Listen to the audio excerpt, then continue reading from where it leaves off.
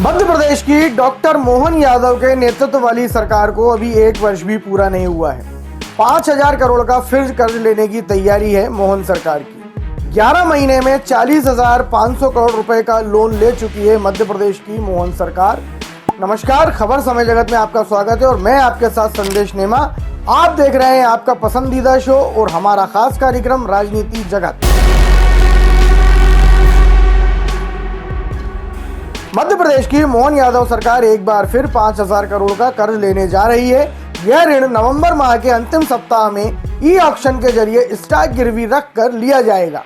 Loan की यह राशि दो अलग अलग हिस्से में 2500 करोड़ के कर्ज के रूप में ली जा रही है। जानकारी के मुताबिक मोहन सरकार की 20 साल के लिए 2500 करोड़ और 14 साल के लिए एक और 2500 करोड़ लेने की तैयारी है। जानकारी के मुताबिक राज्य सरकार भारतीय रिजर्व बैंक के माध्यम से यह कर्ज उठाएगी। इसके लिए सरकारी बॉन्ड या स्टॉक को गिरवी रखकर धनराशि जुटाई जाएगी। ई ऑक्शन की प्रक्रिया पूरी होने के बाद आज 27 नवंबर को ही यह रकम राज्य सरकार के खजाने में आ जाएगी। सरकार के वित्तीय रिकॉर्ड पर नजर डालें तो यह साल का नया बड़ा कर्ज होगा। हालांकि पिछले 11 महीनों में राज्य सरकार ने 40,500 करोड़ रुपए का कर्ज लिया है। यह धनराशि राज्य की विकास योजना और अन्य खर्चों के लिए इस्तेमाल की गई है।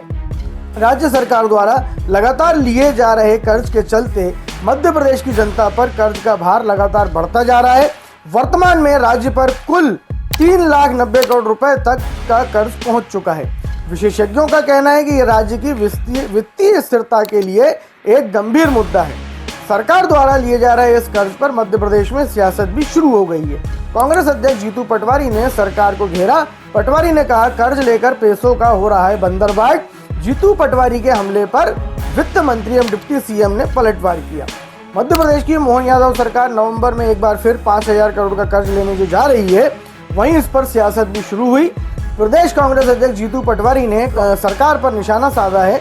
उन्होंने कहा कि भ्रष्टाचार करने के लिए मध्य प्रदेश सरकार एक और कर्ज ले रही है। पटवारी ने कहा कि सरकार अगर विकास करती तो किसानों को उनका अब तक हक मिल जाता। 6,000 रुपए किसानों को सोयाबीन के आज तक नहीं मिले। उन्होंने कहा कि संविदा कर्मचारियों, अतिथि शिक्षकों को लेकर भी अब तक कोई फैसला नहीं हुआ है। जीतू पटवारी ने कहा कि सिर्फ कर्ज लेकर पैसों का बंदरबाट किया जाता है। पटवारी के आरोपों पर डिप्टी सीएम देवड़ा ने पलटवार किया। मध्य प्रदेश सरकार के कर्ज लेने पर वित्त मंत्री डिप्टी सीएम जगदीश देवड़ा का भी बयान सामने आया। उन्होंने कहा कि सरकार नियम अनुसार कर्ज लेती है और चुकाती भी है। उन्होंने कहा, कांग्रेस पर पलटवार करते हुए कहा कि कर्जा लेकर हमने डेवलपमेंट का काम किया है, लेकिन कांग्रेस ने कर्ज लेकर विकास की जगह सिर्फ घी पीने का ही काम किया है। कांग्रेस ने कर्ज का उपयोग वेतन भत्तों में किया, लेकिन एमपी की सरकार ने कर्ज का उपयोग विकास के काम पर किया है। दरअसल राज्यों में ये जो फ्री की योजनाएं संचालित हो रही हैं, जिन्हें रेवड़ियां भी कुछ मंचों से राजनीतिक दल कहते रहे हैं, जो फ्री की योजनाएं संचालित हो रही हैं, इन्हें चलाने के लिए राज्य की सरकारों को कर्ज लेना पड़ रहा है। मध्य प्रदेश की लाडली बहना योजना के अंतर्गत बहुत बड़ी रकम प्रतिमाह सरकार को बांटना पड़ती है। अब तो मध्य प्रदेश अकेला राज्य नहीं है जो महिलाओं को प्रतिमाह राशि दे रहा है। महाराष्ट्र में लाड़की बहन और झारखंड की मैया सम्मान योजना भी इसी फार्मूले पर चल रही है। देखा जाए तो इन दोनों राज्यों में हाल ही में हुए विधानसभा चुनाव के नतीजे भी इन्हीं योजनाओं से प्रभावित हैं। तो ये राजनीति के विशेषज्ञों की माने तो महाराष्ट्र में महायुति और महाविकास आघाड़ी में कांटे का मुकाबला बताया जा रहा था चुनाव शुरू होने के पहले। तो वहीं झारखंड में भाजपा के पक्ष में माहौल बताया जा रहा था।